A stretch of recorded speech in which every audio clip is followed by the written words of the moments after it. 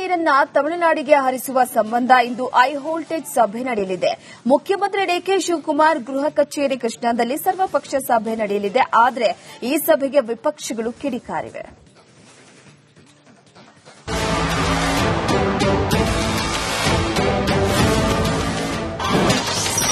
ತಮಿಳುನಾಡಿಗೆ ಕಾವೇರಿ ನೀರು ಹರಿಸುವಂತೆ ಆದೇಶ. ಸರ್ವಪಕ್ಷ ಸಭೆ ಕರೆದು ಚರ್ಚೆಗೆ ಮುಂದಾದ ಸಿಎಂ.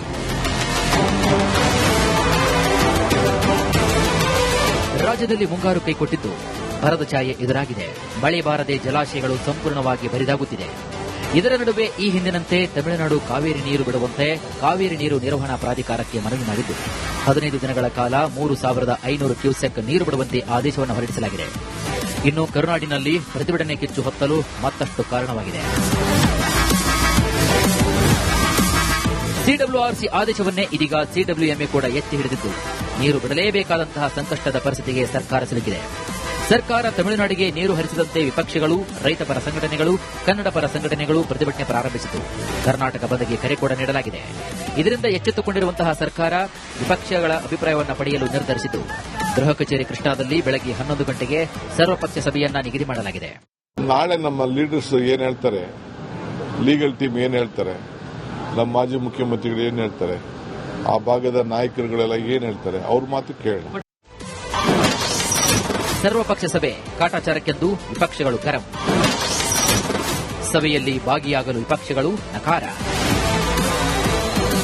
ನೋಡಿ, ಸಿಡಬ್ಲ್ಯೂಎಂಎ, ಸಿಡಬ್ಲ್ಯೂಆರ್ಸಿ ಆದೇಶವನ್ನ ಪಾಲಿಸಲೇಬೇಕಾದಂತಹ ಅನಿವಾರ್ಯತೆಯಲ್ಲಿ ಸರ್ಕಾರ ಇದೆ. ಆದರೆ ವಿಪಕ್ಷಗಳ ಮನವೊಲಿಸಲು ಸರ್ಕಾರ ಸರ್ವಪಕ್ಷಗಳ ಸಭೆಯನ್ನ ಕರೆದಿದೆ. ಆದರೆ ತಮಿಳುನಾಡಿಗೆ ಈಗಾಗಲೇ ನೀರು ಹರಿಸ್ತಾ ಇದ್ದು ಮೆಟ್ಟೂರು ಡ್ಯಾಂಗೆ ನೀರು ಹೋಗಿ ಸೇರಿದೆ ಅಂತ ವಿಪಕ್ಷಗಳು ಗಂಭೀರ ಆರೋಪವನ್ನು ಮಾಡಿವೆ. ಕೇವಲ ನೆಪಕ್ಕೆ ಮಾತ್ರ ಸರ್ವಪಕ್ಷ ಸಭೆಯನ್ನು ಕರೆದಿದ್ದಾರೆ. ನಾವು ಈವರೆಗೂ ಸಭೆಗೆ ಹೋಗೋದ್ರ ಬಗ್ಗೆ ತೀರ್ಮಾನವನ್ನ ಮಾಡಿಲ್ಲ, ಬಿಜೆಪಿ ನಾಯಕರು ಹೀಗೆ ಘಂಟಾಘೋಷವಾಗಿ ಹೇಳಿದರು. ಇನ್ನು ರೈತರ ಹಿತವನ್ನು ಕಾಪಾಡಲು ಸಭೆಗೆ ಹಾಜರಾಗುವುದಾಗಿದೆ. ಕೇಂದ್ರ ಸಚಿವ ಕುಮಾರಸ್ವಾಮಿ ಹೀಗೆ ಸ್ಪಷ್ಟನೆ ಕೊಟ್ಟಿದ್ದಾರೆ. ನಮ್ಮ ಪಕ್ಷದ ಎಲ್ಲ ವರಿಷ್ಠರು ನಿಶ್ಚಯನ ಮಾಡ್ತಾರೆ, ಮಾತುಕತೆಯಲ್ಲಿ ಭಾಗವಹಿಸಬೇಕಾ ಬೇಡವಾ ಅನ್ನುವಂಥದ್ದು. ಈಗ ಬರ್ತಿರೋಂಥ ವರದಿಗಳನ್ನ ಕೇಳ್ತಾ ಇದ್ದೆ, ನಾನು ಮಾಧ್ಯಮದಲ್ಲಿ ನೋಡಿದ್ದು. ಮಾತುಕತೆಯಲ್ಲಿ ಭಾಗವಹಿಸಲ್ಲ ಅಂತ ನಾನು ಕೇಳ್ಪಟ್ಟಿದ್ದೀನಿ. ನೋಡೋಣ, ಪಕ್ಷ, ನಮ್ಮ ರಾಜ್ಯ ಅಧ್ಯಕ್ಷರು ಮತ್ತು ಇತರರು ಏನು ನಿರ್ಧಾರವನ್ನು ತಗೊಳ್ತಾರೆ ಅನ್ನೋಂಥ ಆಧಾರವಾಗಿ ಮಾತುಕತೆಯಲ್ಲಿ ಭಾಗವಹಿಸ್ತಾರೆ ಇಲ್ಲ ಅನ್ನೋದನ್ನ ನಾವು ನೋಡಬೇಕಾಗುತ್ತೆ. ಅದರಿಂದ ನಾಡಿನ ಸಭೆ ಅವರೇನು 3ನೇ ತಾರೀಕು ಕರ್ಕೊಂಡಿದ್ದಾರೆ, ಕರೆಯೋದಕ್ಕೆ ನಂದು ವಿರೋಧ ಇಲ್ಲ.